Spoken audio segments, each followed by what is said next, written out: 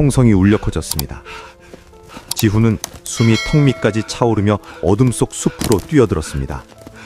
손목에는 피가 흥건히 고여 있었지만 멈출 수 없었습니다. 뒤에서 들려오는 고함 소리와 발걸음 소리가 점점 가까워지고 있었습니다. 저 새끼 잡아 죽여버려! 중국어로 외치는 소리가 밤 공기를 갈랐습니다. 29살 청년 지훈은 이제 막 죽음의 문턱에서 벗어나려 발버둥치고 있었습니다. 불과 2달 전만 해도 그는 서울에서 평범하게 살던 직장인이었습니다. 그러나 지금 이 순간 그는 국경도 없는 무법지대에서 목숨을 건 도주를 하고 있었습니다. 도대체 무슨 일이 있었던 걸까요? 왜 한국의 평범한 청년이 동남아시아 국경지대에서 목숨을 걸고 도망쳐야 했을까요? 그날의 이야기 속으로 어메이징 미스테리 지금 시작합니다.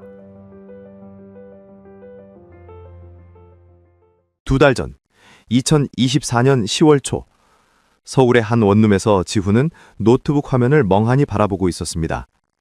통장 잔액은 겨우 30만 원, 이번 달 월세도 밀린 상태였습니다. 작년에 시작한 온라인 쇼핑몰 사업은 완전히 망했고 그나마 남은 돈으로 투자했던 코인은 반토막이 났습니다. 친구들에게 빌린 돈만 2천만 원이 넘었습니다. 부모님께는 차마 말씀드릴 수도 없었습니다. 지훈은 구직 사이트를 뒤지다가 눈에 띄는 공고 하나를 발견했습니다. 미얀마 경제특구 관리직원 모집, 월급 1,000만 원 이상, 숙식 제공, 해외 경험 우대. 회사명은 유니콘 캐피탈이었습니다. 지훈은 그 순간 이것이 마지막 기회라고 생각했습니다. 월급이 1,000만 원이면 1년만 버티면 빚도 갚고 새 출발할 수 있어. 지훈은 떨리는 손으로 이력서를 제출했습니다. 놀랍게도 24시간도 지나지 않아 전화가 왔습니다. 여보세요? 이지훈 씨 맞으시죠? 저는 유니콘 캐피탈 인사팀 앤디 김입니다. 목소리는 친절했고 한국어도 유창했습니다. 미얀마 특구 프로젝트는 지금 속도가 생명입니다. 빨리 결정하실 수 있으신가요? 앤디 김은 간단한 질문 몇 가지만 하고 바로 최종 합격을 통보했습니다. 너무 쉽게 합격한 것 아닌가 싶었지만 지훈은 의심보다 안도감이 먼저 들었습니다. 항공권과 초기 체류 비용은 회사에서 전액 지원합니다. 3일 후 방콕으로 출발하시면 됩니다. 지훈은 흔쾌히 동의했습니다. 2024년 10월 10일 지훈은 인천공항에서 방콕행 비행기에 올랐습니다. 기내에서 내려다본 하늘은 맑았고 지훈은 새로운 시작에 대한 기대감으로 가슴이 두근거렸습니다. 방콕 수완나품 공항에 도착하자 미스터리라는 팻말을 든 남자가 지훈을 기다리고 있었습니다. 지훈 씨, 환영합니다. 저는 현지 가이드입니다. 가이드는 친절하게 짐을 챙겨주며 차로 안내했습니다. 하지만 차는 시내가 아닌 외곽으로 향했습니다. 회사가 시내에 있는 거 아니에요? 지훈이 조심스럽게 물었습니다. 특구는 국경 쪽에 있어서 먼저 그쪽으로 이동해야 합니다. 가이드의 대답은 짧고 건조했습니다.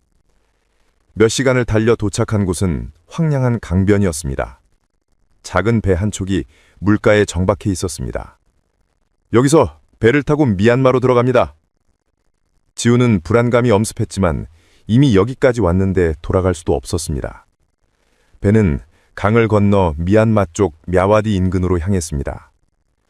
배에서 내리자 험악한 인상의 남자가 기다리고 있었습니다. 너 지훈이지? 나는 타이거야. 이제부터 내 말 잘 들어. 타이거는 능숙한 손놀림으로 지훈의 가방을 뒤졌습니다.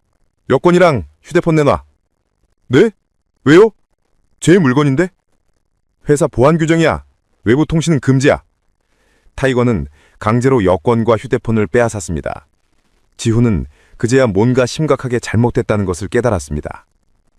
타이거는 지훈을 낡은 스납차에 태우고 비포장 도로를 1시간 넘게 달렸습니다. 도착한 곳은 사방이 높은 담벼락과 철조망으로 둘러싸인 거대한 건물 단지였습니다. 건물 입구에는 프런티어 시티라는 간판이 걸려 있었습니다. 여기가 회사예요? 지훈의 목소리가 떨렸습니다. 이제부터 네가 일할 곳이지? 타이거가 비웃듯 말했습니다. 건물 안으로 들어서자 수십 명의 사람들이 빽빽히 들어찬 방에서 컴퓨터 앞에 앉아 있었습니다. 모두 지친 표정으로 화면만 응시하고 있었습니다. 지훈은 도대체 어디에 온 건지, 그리고 이제 무슨 일이 벌어질지 알 수 없었습니다. 하지만 한 가지는 확실했습니다. 여기서 빠져나가는 것은 결코 쉽지 않을 거라는 것이었습니다. 타이거는 지훈의 팔을 거칠게 잡아 끌며 복도를 따라 걸었습니다. 양옆으로 보이는 방마다 수십 대의 컴퓨터가 놓여 있었고 사람들은 고개를 숙인 채 화면만 바라보고 있었습니다. 어떤 이는 전화를 하고 있었고 어떤 이는 무언가를 타이핑하고 있었습니다. 하지만 아무로 지훈을 쳐다보지 않았습니다. 아니, 쳐다볼 수 없는 것처럼 보였습니다. 여기가 대체 뭐 하는 곳이에요? 저는 회사에 취직한 건데. 지훈이 떨리는 목소리로 물었습니다. 닥쳐. 곧 알게 될 거야. 타이거의 대답은 차갑고 짧았습니다. 복도 끝에 있는 문을 열자 담배 연기가 자욱한 방이 나타났습니다. 넓은 책상 뒤에 중국인 남자가 앉아 있었습니다. 그의 눈빛은 날카로웠고 왼쪽 턱에는 긴 흉터가 있었습니다. 마오 형님, 새로운 한국놈입니다. 타이거가 공손하게 말했습니다. 마오는 천천히 담배 연기를 내뿜으며 지훈을 위아래로 훑어봤습니다. 마치 물건을 감정하듯 차갑고 무감정한 시선이었습니다. 이름이 뭐야? 이지훈입니다. 저는 유니콘 캐피탈에서. 유니콘 캐피탈? 마오가 비웃듯 웃었습니다. 그런 회사는 없어. 우리가 만든 가짜 회사지. 지훈의 얼굴이 창백해졌습니다. 마오는 책상 서랍에서 서류 한 장을 꺼내 지훈 앞에 던졌습니다. 네 몸값은 3천만 원이다. 우리가 너를 데려오는 데 든 비용이지. 항공권, 숙박비, 이동비, 중개수수료까지 전부 합쳐서 말이야. 무슨 소리예요? 저는 취업을 하러 온 거라고요. 지훈이 소리쳤습니다. 취업? 마오가 다시 웃었습니다. 너는 이제 우리 소유야. 3천만 원을 갚을 때까지 여기서 일해야 해. 이해했어? 지훈은 뒤로 물러서며 문 쪽을 바라봤습니다.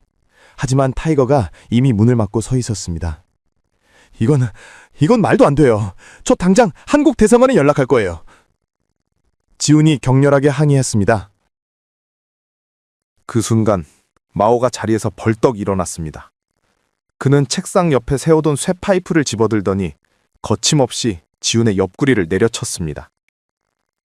쾅! 둔탁한 소리와 함께 지훈이 바닥에 쓰러졌습니다.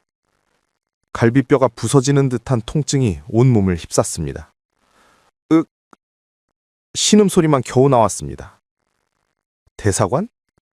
여긴 미얀마 군부도 손 못 대는 무장 민병대 영역이야. 경찰도 없어. 누가 너를 구하러 올 것 같아? 마오가 냉정하게 말했습니다. 그는 다시 한번 쇠파이프를 휘둘렀습니다. 이번엔 지훈의 등을 강타했습니다. 지훈은 비명도 제대로 지르지 못한 채 바닥을 굴렀습니다. 여기 규칙은 간단해. 하루 18시간 일해. 우리가 시키는 대로 사기를 쳐서 돈을 뜯어내.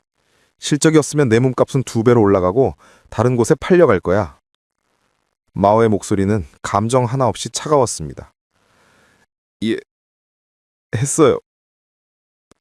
지훈이 신음하듯 말했습니다. 더 이상 맞을 수 없었습니다. 마오는 쇠파이프를 내려놓고 다시 자리에 앉았습니다. 좋아, 타이거. 얘를 3층 작업실로 내려가. 타이거가 지훈을 일으켜 세웠습니다. 옆구리와 등에서 찢어지는 듯한 통증이 밀려왔지만 지훈은 비틀거리며 걸어야 했습니다. 3층으로 올라가자 더욱 많은 사람들이 컴퓨터 앞에 앉아 있었습니다. 지훈은 그제야 그들의 얼굴을 제대로 볼 수 있었습니다. 한국인, 중국인, 태국인, 베트남인. 국적도 나이도 다양했지만 모두 공통점이 있었습니다.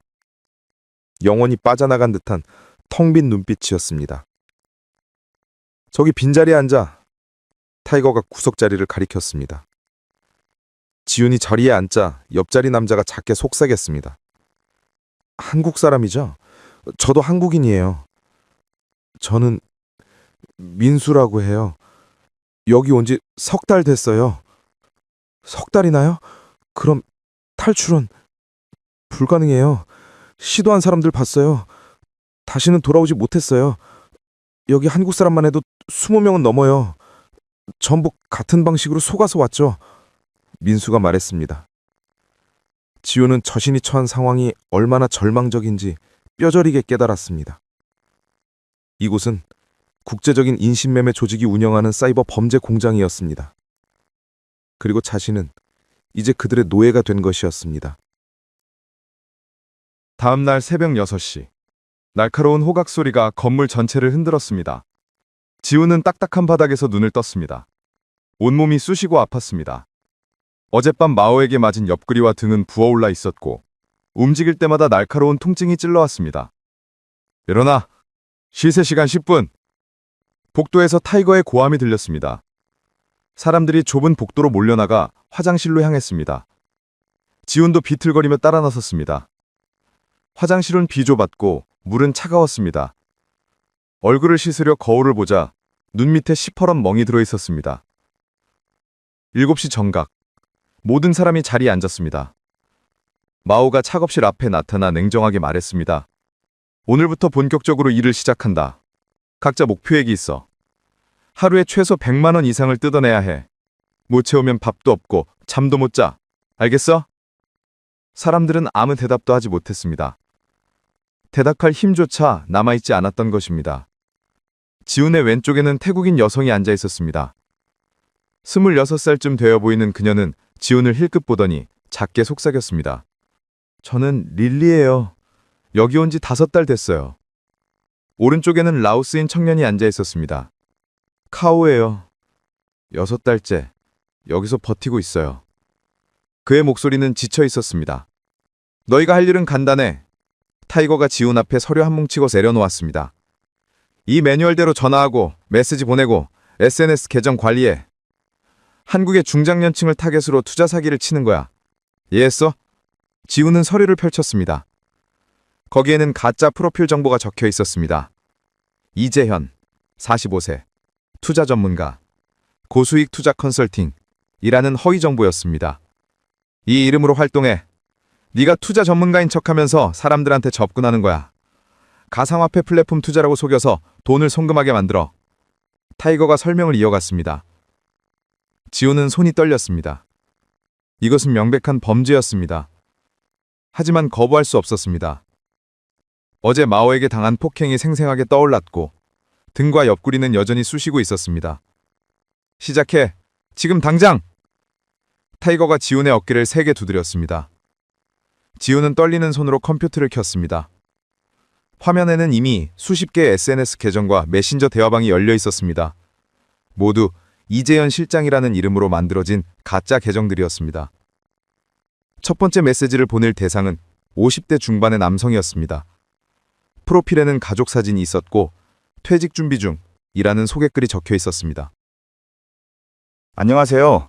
투자 상담 전문가 이재현입니다. 안정적인 노후 자금 운용에 관심 있으시면 연락주세요. 지훈은 매뉴얼에 적힌 대로 메시지를 보냈습니다. 가슴이 무겁게 짓눌렸습니다. 이것은 누군가의 인생을 망치는 일이었습니다.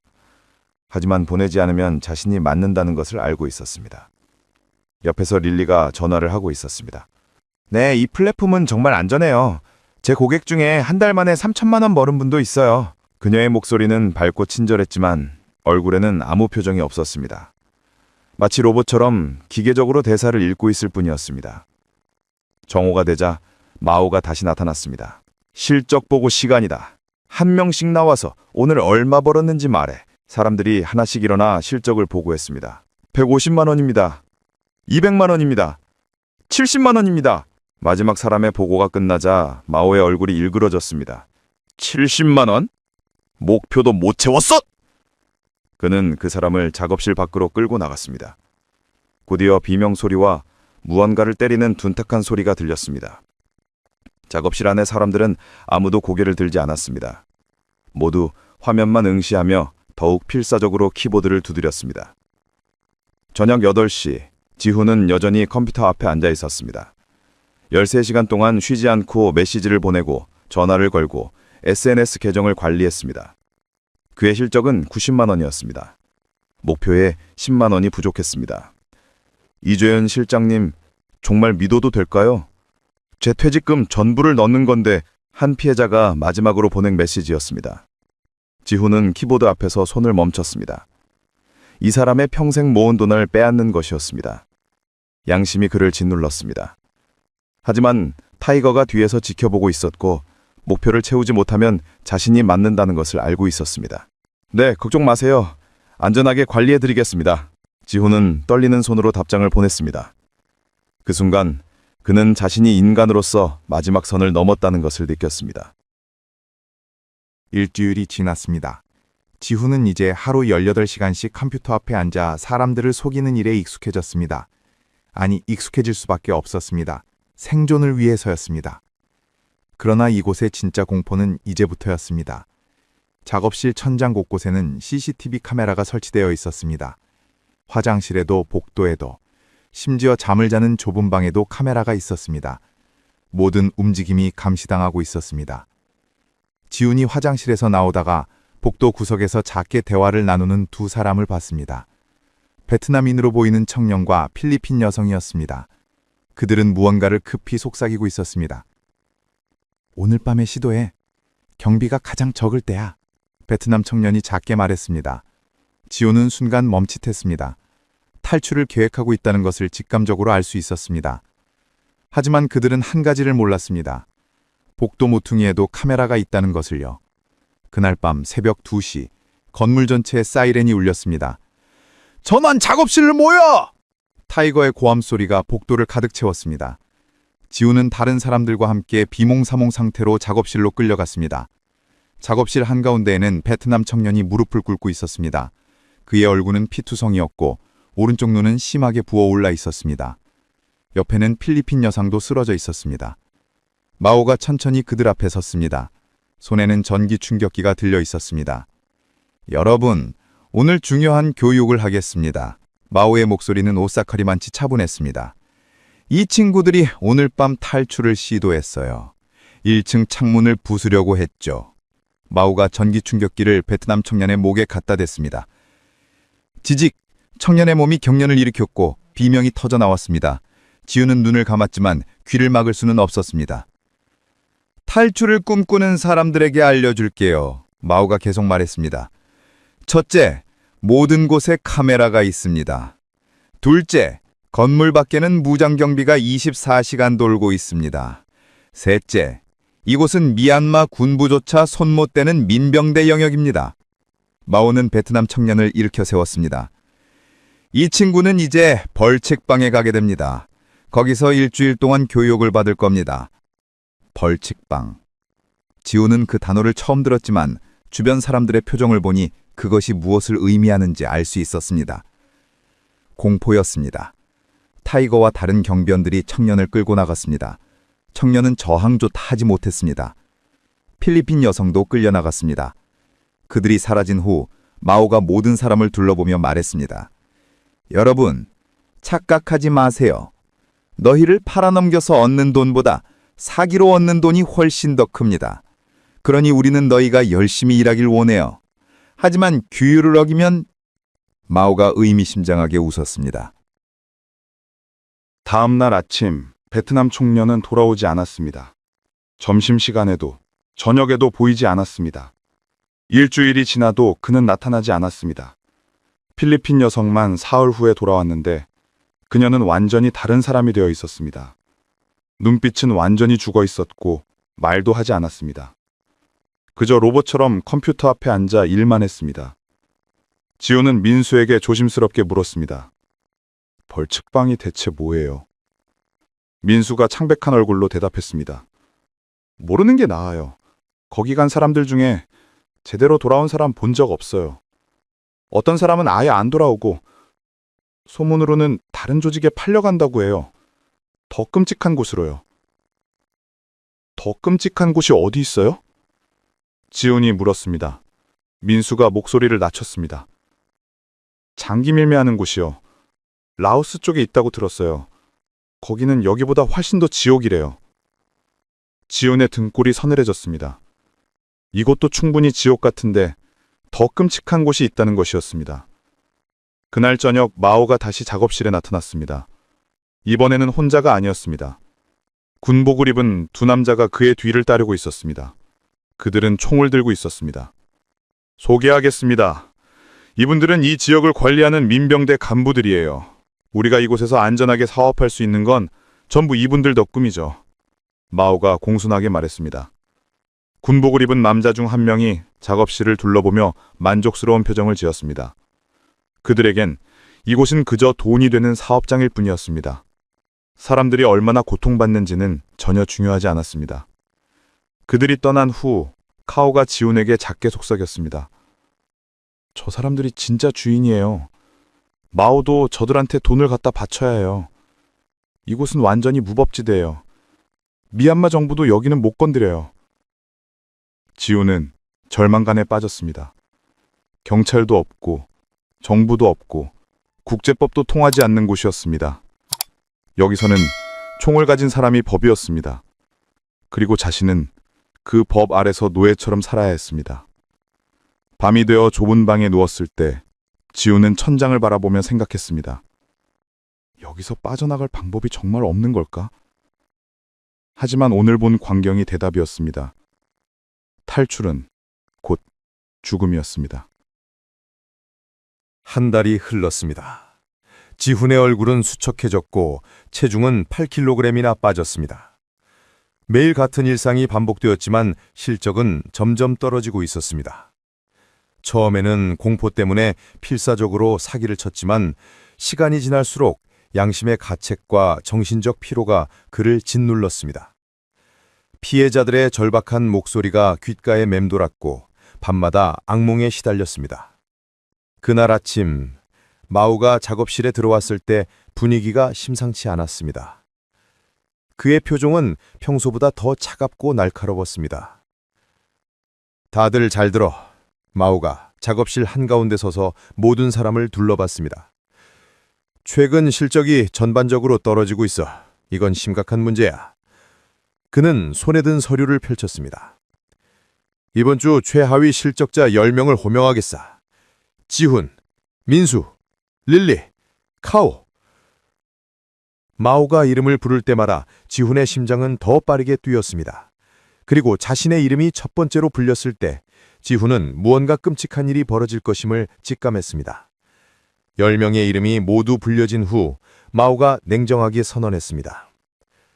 너희는 이제 여기서 쓸모가 없어졌어. 그래서 다른 곳으로 보내기로 결정했지. 다른 곳이요? 민수가 떨리는 목소리로 물었습니다. 마오가 비웃듯 웃었습니다. 라오스에 있는 골든 드래곤 시티. 거기는 우리 협력 조직이 운영하는 곳이야. 너희가 여기서 못 번 동안 거기서 벌어야지. 릴리의 얼굴이 창백해졌습니다.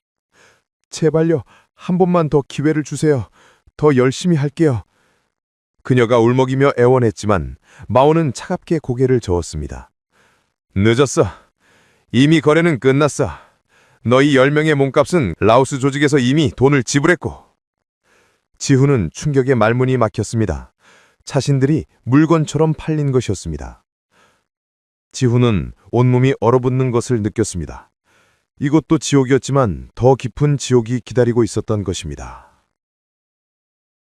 그날 저녁 10명은 손목이 밧줄로 묶인 채 승합차에 실렸습니다.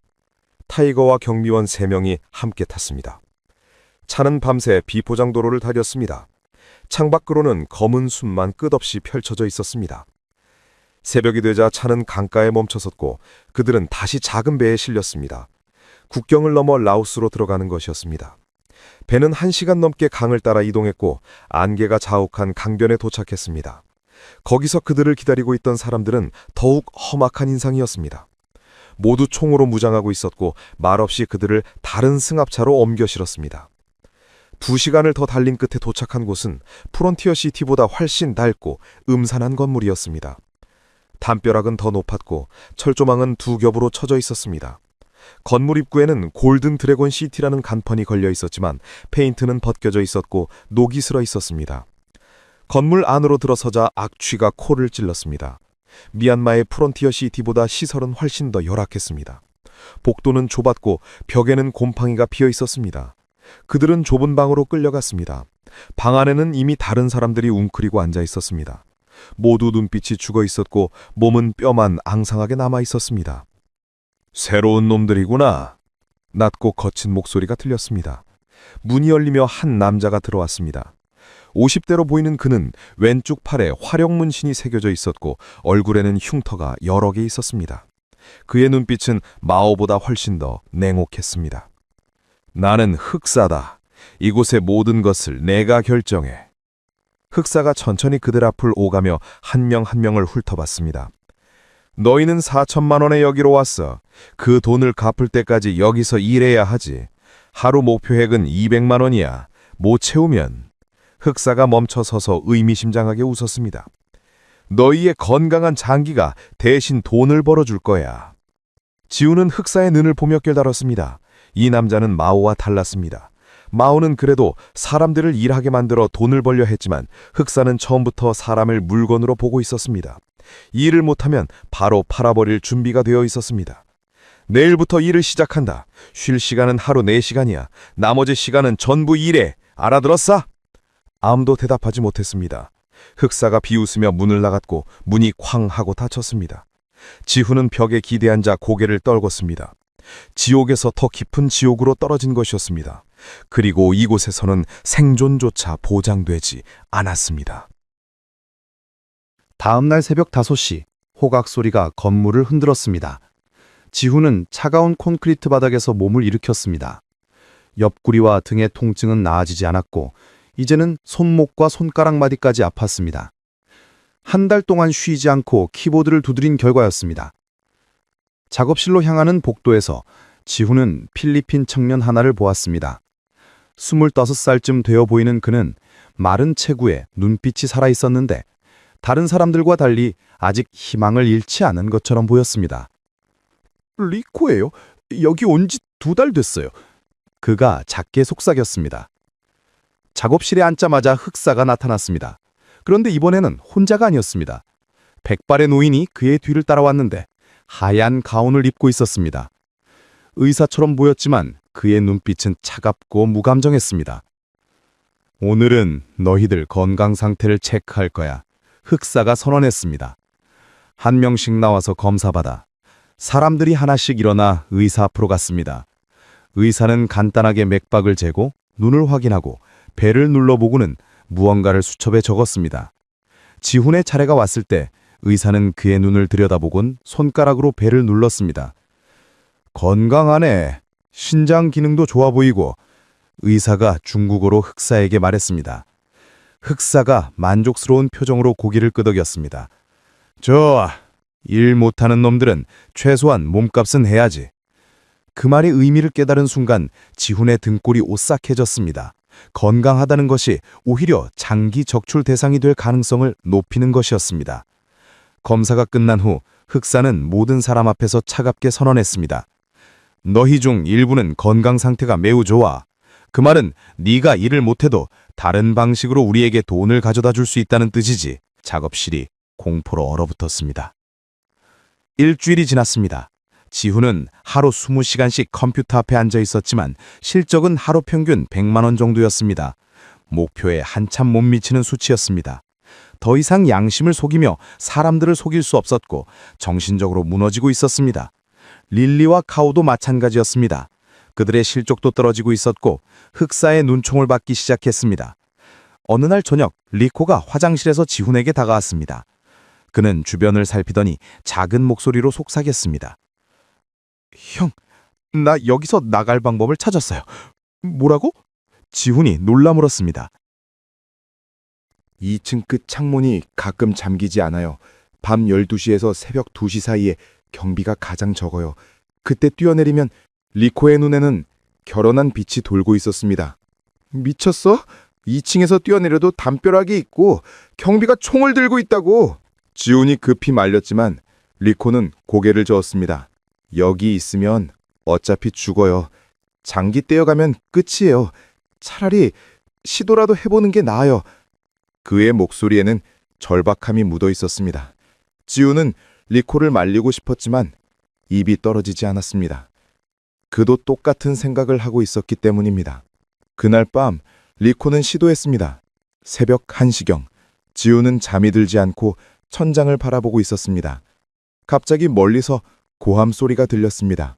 저기다! 잡아! 총소리가 울렸습니다. 지우는 벌떡 일어났고 다른 사람들도 모두 깨어났습니다. 복도에서 경비원들이 뛰어다니는 소리가 들렸습니다. 1시간쯤 지났을까 건물이 다시 조용해졌습니다. 하지만 리코는 돌아오지 않았습니다.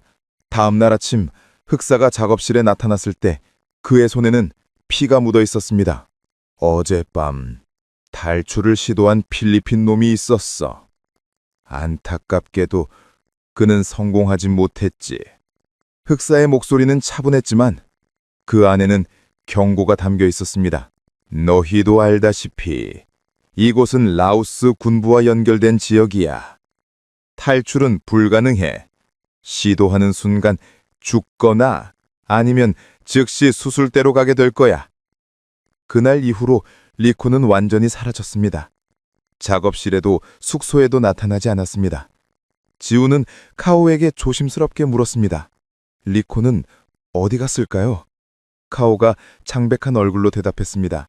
죽었거나 아니면 장기를 떼어갔겠죠?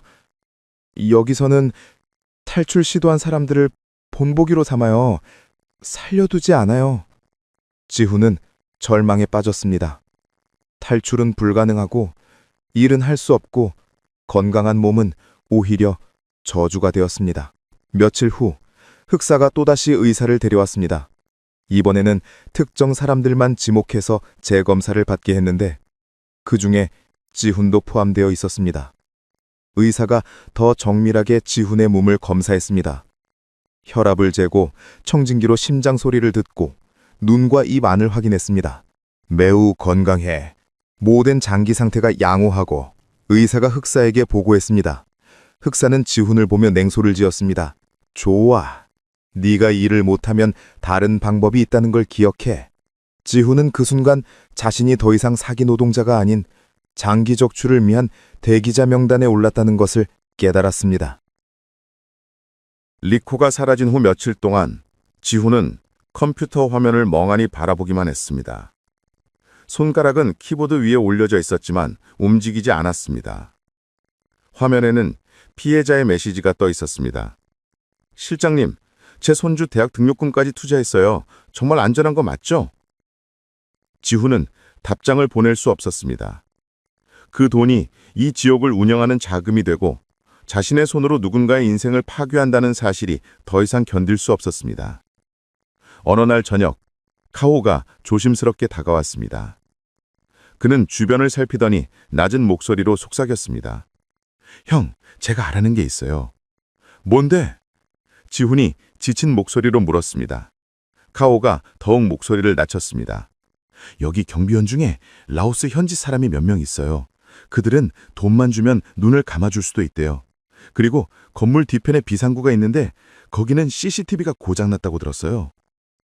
지온의 눈에 잠시 희망의 빛이 스쳤지만 곧 리코의 일을 떠올렸습니다. 리코도 시도했다가 알아요. 하지만 리코는 준비 없이 무작정 뛰어나갔어요. 만약 경비원을 매수하고 정확한 루트를 안다면 카오의 말에는 간절함이 묻어 있었지만 지훈은 고개를 저었습니다.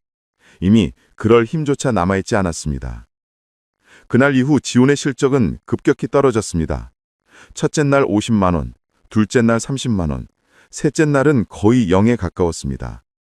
더 이상 피해자들에게 메시지를 보낼 수도 전화를 걸 수도 없었습니다. 손가락이 움직이지 않았고 목소리가 나오지 않았습니다. 정신이 무너져 내리고 있었습니다. 다른 사람들은 필사적으로 키보드를 두드리고 있었지만 지훈만 화면을 멍하니 바라보고 있었습니다. 흑사의 부하들이 그 모습을 지켜보고 있었고 보고가 올라가는 것은 시간 문제였습니다. 사흘째 되던 날 오후 드디어 흑사가 작업실에 나타났습니다. 그의 얼굴은 분노로 일그러져 있었습니다. 이지훈! 나와! 흑사의 고함에 작업실 전체가 얼어붙었습니다. 지훈은 비틀거리며 일어났고 흑사는 그의 멱살을 잡아 작업실 밖으로 끌고 나갔습니다. 좁은 방으로 끌려간 지훈 앞에 흑사가 서류를 던졌습니다. 실적표였습니다. 이게 뭐야? 사흘 동안 거의 벌어온 게 없잖아. 흑사가 실적표를 집어들더니 지훈의 얼굴 앞에서 찢어발겼습니다. 종이 조각들이 공중에 흩날렸습니다. 너 같은 쓸모없는 놈 때문에 내가 얼마나 손해를 보는지 알아? 흑사의 주먹이 지훈의 배를 강타했습니다. 지훈은 비명도 지르지 못한 채 바닥에 쓰러졌습니다.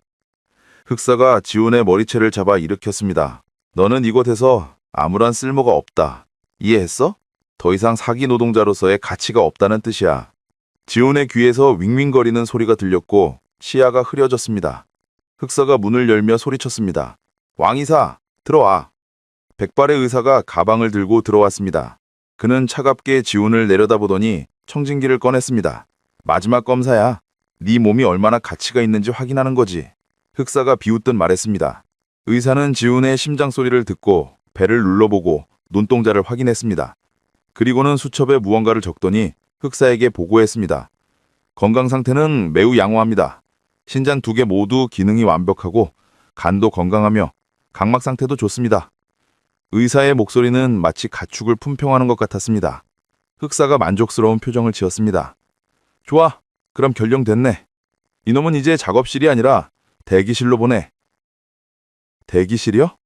지훈이 떨리는 목소리로 물었습니다. 수술 대기실이지. 너의 장기를 사갈 바이어가 나타날 때까지 기다리는 곳이야. 흑사의 말에 지훈의 온몸이 얼어붙었습니다. 이것이 현실이었습니다. 더 이상 사기를 칠 수 없는 사람은 장기 적출 대상이 되는 것이었습니다. 제발요, 한 번만 더 기회를. 지훈이 애원했지만 흑사는 차갑게 고개를 저었습니다. 기회는 이미 줬어. 넌 그걸 스스로 걷어찼고. 경비원 2명이 들어와 지훈의 팔을 잡았습니다. 그들은 지훈을 끌고 건물 1층 끝에 있는 작은 방으로 갔습니다. 방문에는 자물쇠가 여러 개 달려 있었고 창문에는 철장이 쳐져 있었습니다. 방 안에는 이미 2사람이 웅크리고 앉아 있었습니다. 중국인으로 보이는 남자와 베트남 여성이었습니다. 그들의 눈빛은 완전히 죽어 있었고 말도 하지 않았습니다. 그저 벽을 바라보고 있을 뿐이었습니다. 지훈이 방 안으로 떠밀려 들어가고 문이 쾅 하고 닫혔습니다. 지훈은 구석에 주저앉아 무릎을 끌어안았습니다. 머릿속이 하얘졌습니다. 자신이 더 이상 사기 노동자가 아닌 장기 적출을 위한 소모성 자산으로 분류되었다는 것이 실감났습니다. 몸값 4천만 원은 이제 그의 신장, 간, 각막으로 회수될 예정이었습니다. 얼마나 시간이 지났을까? 문 밖에서 경비원들의 대화 소리가 들렸습니다. 내일 중국에서 바이어가 온대. 신장 하나 필요하다고? 저 한국 놈고 가져가겠네? 지훈은 온몸이 떨렸습니다. 내일이면 수술대에 오를 수도 있다는 뜻이었습니다. 죽음이 바로 눈앞까지 다가와 있었고 탈출할 방법도 희망도 더 이상 보이지 않았습니다. 지훈은 천장을 바라보며 눈물을 흘렸습니다. 한국에 있는 부모님 얼굴이 떠올랐고 자신의 어리석음이 후회되었습니다. 다음 날 아침 문이 거칠게 열렸습니다. 흑사가 2명의 경비원과 함께 대기실로 들어왔습니다. 그의 손에는 서류 몇 장이 들려 있었고 얼굴에는 만족스러운 표정이 떠 있었습니다. 좋은 소식이 있어. 흑사가 비웃듯 말했습니다. 너희 3명의 바이어가 모두 찾아졌어. 오늘 오후에 병원으로 이송될 거야. 지훈은 온몸이 얼어붙었습니다. 옆에 있던 중국인 남자는 벌벌 떨기 시작했고 베트남 여성은 울음을 터뜨렸습니다. 흑사는 서류를 펼쳐 보이며 차갑게 설명했습니다. 이지훈, 신장 하나, 왕밍, 간 일부, 레이, 각막, 각자 부위가 정해졌어. 안 돼요, 제발. 베트남 여성 레이가 흑사의 다리를 붙잡으며 애원했습니다. 하지만 흑사는 그녀를 차갑게 밀쳐냈고 경비원이 그녀를 일으켜 세웠습니다. 저항하면 더 고통스러워질 뿐이야. 순순히 따라오는 게 너희한테도 좋아. 흑사의 말이 끝나자 경비원들이 그들을 끌고 밖으로 나갔습니다. 복도를 지나는 동안 작업실 유리창 너머로 카오의 얼굴이 보였습니다. 그는 지훈을 보자 입을 틀어막으며 울부짖었습니다. 소리는 들리지 않았지만 그의 표정에서 절규가 느껴졌습니다. 릴리와 민수도 창가에 서서 창백한 얼굴로 지켜보고 있었습니다. 건물 뒤편 주차장에는 낡은 흰색 승합차가 대기하고 있었습니다. 차 옆에는 타이거가 담배를 피우며 서 있었고 운전석에는 선글라스를 낀 남자가 앉아 있었습니다. 얘들 잘 부탁해. 병원까지 2시간 거리니까 중간에 문제 일으키지 않게 단단히 묶어. 흑사가 타이거에게 지시했습니다. 타이거가 고개를 끄덕이며 두꺼운 밧줄을 꺼냈습니다. 그는 지훈의 손목을 등 뒤로 돌려 밧줄로 단단히 묶었습니다. 밧줄이 피부에 파고들며 날카로운 통증이 밀려왔지만 지훈은 신음조차 내지 못했습니다. 왕민과 레이도 똑같이 묶였고 3사람은 승합차 뒷좌석에 나란히 앉혀졌습니다. 타이거가 조수석에 올라타며 운전수에게 말했습니다. 출발해! 국경 쪽 검문소 피해서 샛길로 가. 차가 출발했습니다. 골든 드래곤 시티의 철조망이 점점 멀어지고 차는 비포장 도로로 접어들었습니다. 창밖으로는 울창한 숲이 끝없이 펼쳐졌고 인적이 전혀 없었습니다. 지호는 뒷좌석에 앉아 묶인 손목을 움직여 보았습니다. 밧줄은 단단했지만 타이거가 급하게 묶었는지 약간의 유격이 있었습니다. 손목을 비틀자 피부가 쓸리며 따가웠지만 조금씩 움직일 수 있었습니다. 타이거는 조수석에서 휴대폰을 보고 있었고 운전수는 전방만 주시하고 있었습니다. 지훈은 천천히 손가락을 움직여 밧줄의 매듭 부분을 더듬었습니다. 손톱으로 밧줄을 긁어내며 조금씩 풀려고 시도했습니다. 손가락 마디가 뻐근하게 아파왔지만 멈출 수 없었습니다. 이것이 마지막 기회였습니다. 병원에 도착하면 수술대에 오를 것이고 그 후에는 살아남을 가능성이 없었습니다. 손목을 비틀 때마다 밧줄이 피부를 파고들었고 따뜻한 액체가 손바닥으로 흘러내렸습니다. 피였습니다. 하지만 지훈은 이를 악물고 계속 손가락을 움직였습니다. 옆에 앉은 왕민이 지훈의 손목에서 흘러내리는 피를 보고 작게 속삭였습니다. 무리하지 마. 타이거가 보면. 하지만 지훈은 고개를 저었습니다. 차는 계속해서 험한 길을 달렸습니다. 1시간쯤 지났을까 타이거가 운전수에게 말했습니다. 잠깐 멈춰. 담배 좀 피우자. 차가 길가에 멈춰 섰고 타이거와 운전수가 차에서 내렸습니다. 그들은 차 앞에서 담배를 피우며 뭔가 이야기를 나누고 있었습니다. 지훈은 이 기회를 놓칠 수 없었습니다. 더욱 필사적으로 밧줄을 풀기 시작했는데 손목 전체가 피로 미끄러워지면서 오히려 밧줄이 조금씩 헐거워지기 시작했습니다. 왕민이 긴장한 표정으로 차밖을 주시하며 지훈을 도왔습니다. 조금만 더, 거의 다 됐어. 그가 작게 중얼거렸습니다. 지훈의 손가락 끝이 밧줄의 매듭 부분을 건드렸고 조금씩 풀리는 느낌이 들었습니다. 타이거와 운전수가 다시 차로 돌아오려는 순간 지훈은 밧줄의 한 부분을 완전히 풀어냈는데 성공했습니다. 하지만 완전히 풀린 것은 아니었고 아직도 손목에는 밧줄이 감겨 있었습니다. 타이거가 조수석에 올라타며 뒤를 힐끗 봤지만 지훈은 재빨리 손을 등 뒤로 숨기고 아무렇지 않은 척했습니다. 다들 얌전하네. 좋아. 타이거가 비웃으며 말했습니다. 차가 다시 출발했고 지훈은 조용히 남은 밧줄을 계속 풀어내기 시작했습니다. 손목은 피투성이었지만 이제 밧줄이 거의 풀려가고 있었습니다. 단 한 번의 기회, 지훈은 그 순간을 기다리고 있었습니다. 차가 다시 멈추는 순간 그때 도망칠 것이었습니다. 앞쪽으로 라오스 태국 국경 지역이 보이기 시작했습니다. 멀리서 검문소의 불빛이 희미하게 보였고 차는 검문소를 피해 샛길로 접어들었습니다. 비포장도로는 더욱 거칠어졌고 차가 심하게 흔들렸습니다. 바로 그때였습니다. 갑자기 맞은편에서 트럭 한 대가 나타났고 운전수가 급히 핸들을 꺾었습니다. 차가 크게 흔들리며 한쪽으로 기울었고 타이거가 균형을 잃으며 앞으로 쏠렸습니다. 지훈은 그 순간을 놓치지 않았습니다.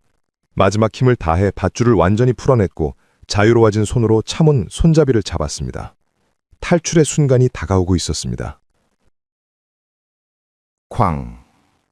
승합차가 맞은편 트럭의 측면과 부딪히며 거센 충격이 차 전체를 흔들었습니다. 운전수가 급브레이크를 밟았고 타이거는 앞으로 쏠리며 대시보드에 이마를 부딪혔습니다. 뒷좌석의 세 사람도 앞으로 튕겨나가며 좌석에 부딪혔습니다. 차가 비스듬히 기울며 도로 옆 흙더미에 걸쳐 멈춰섰습니다. 젠장, 괜찮아? 운전수가 이마를 짚으며 타이거에게 물었습니다. 타이거는 코피를 흘리며 욕설을 내뱉었습니다. 빌어먹을, 저 트럭기사 어디 갔어? 그가 차문을 열고 밖으로 뛰쳐나갔습니다. 운전수도 황급히 따라 나갔고 두 사람은 트럭 쪽으로 달려갔습니다.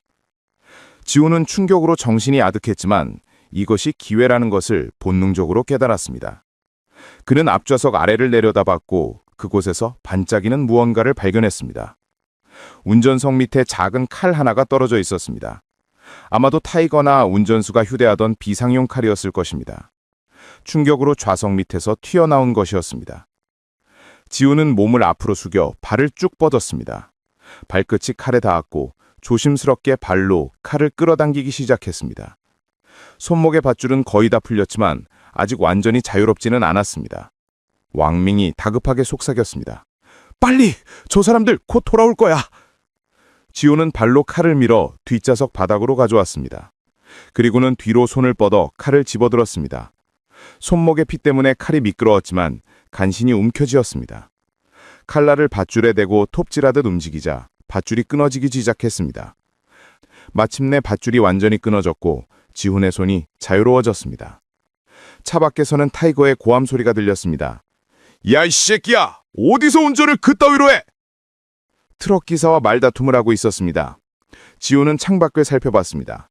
타이거와 운전수는 트럭 앞에서 운전사와 실랑이를 벌이고 있었고 차에서 약 10m 떨어진 곳이었습니다.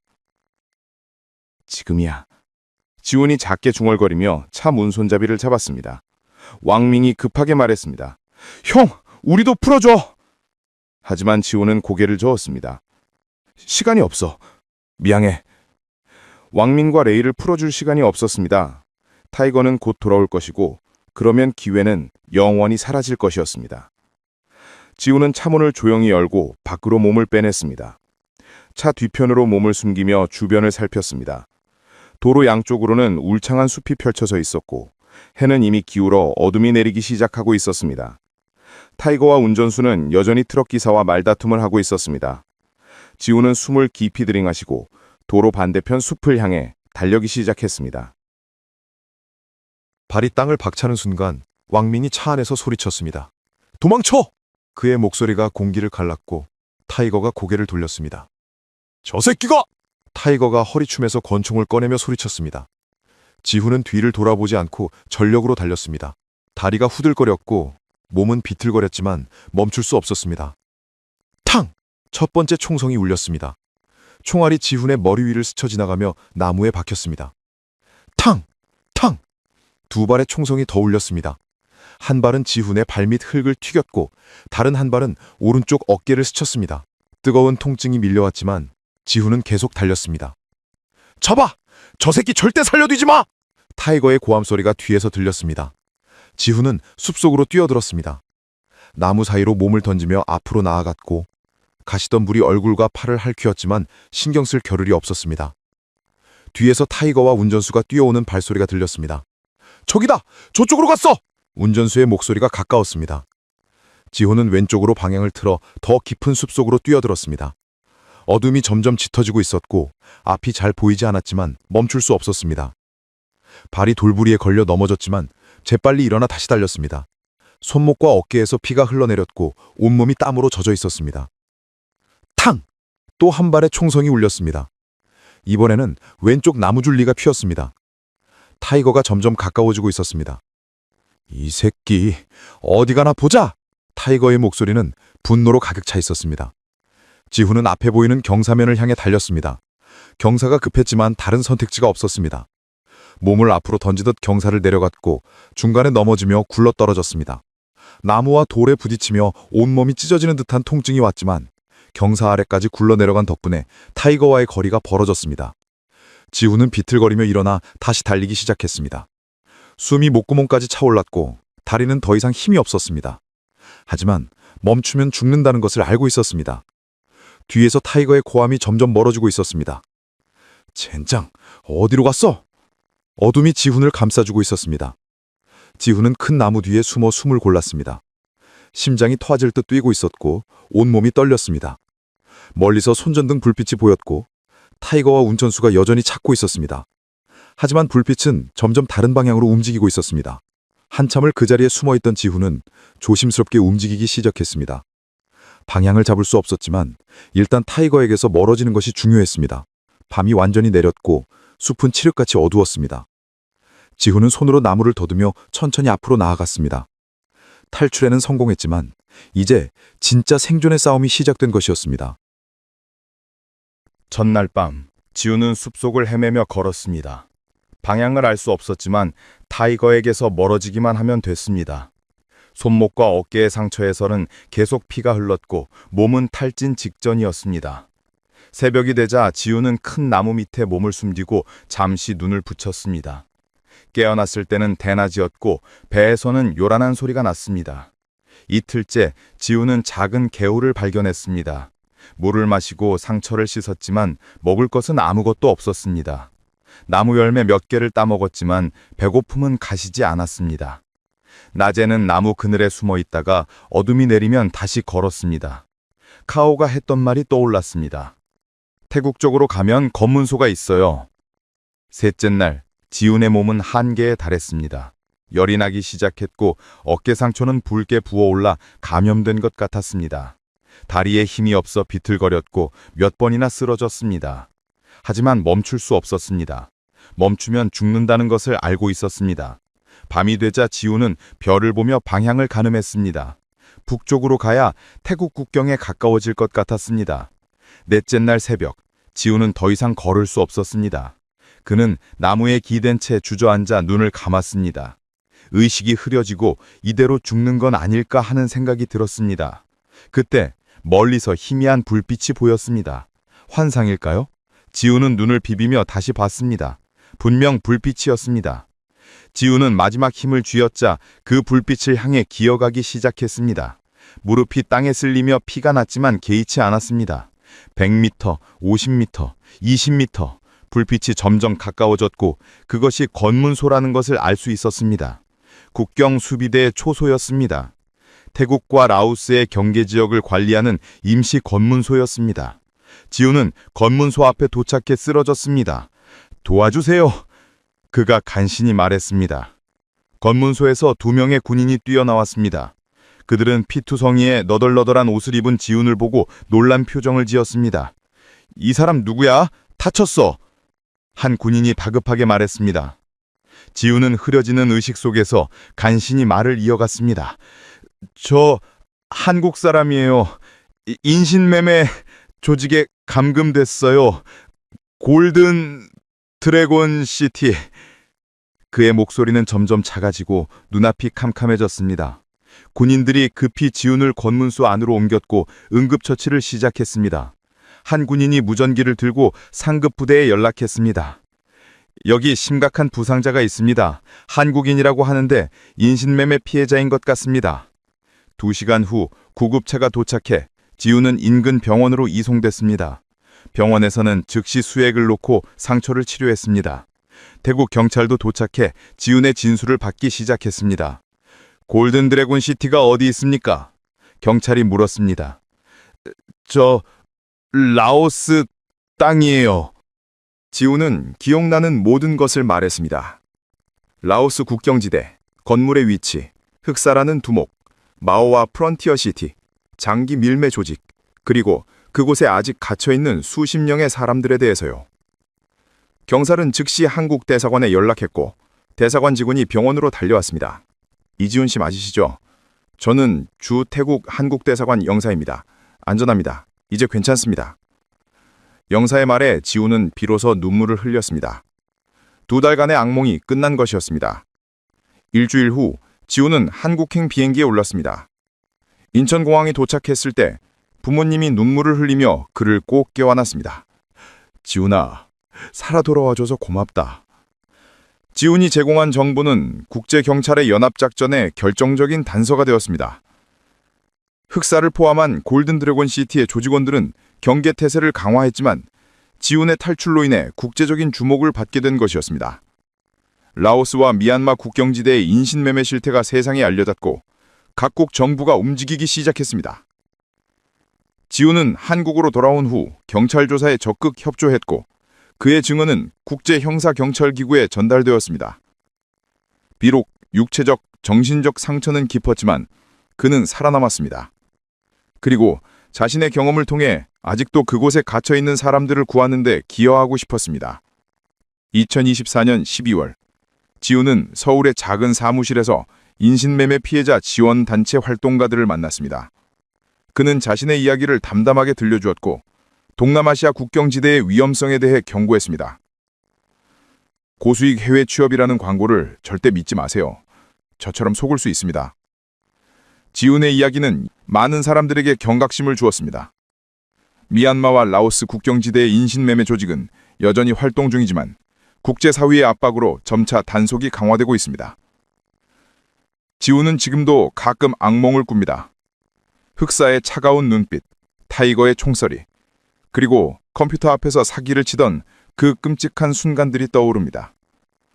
하지만 그는 살아남았고 이제는 다른 사람들이 같은 고통을 겪지 않도록 목소리를 내고 있습니다.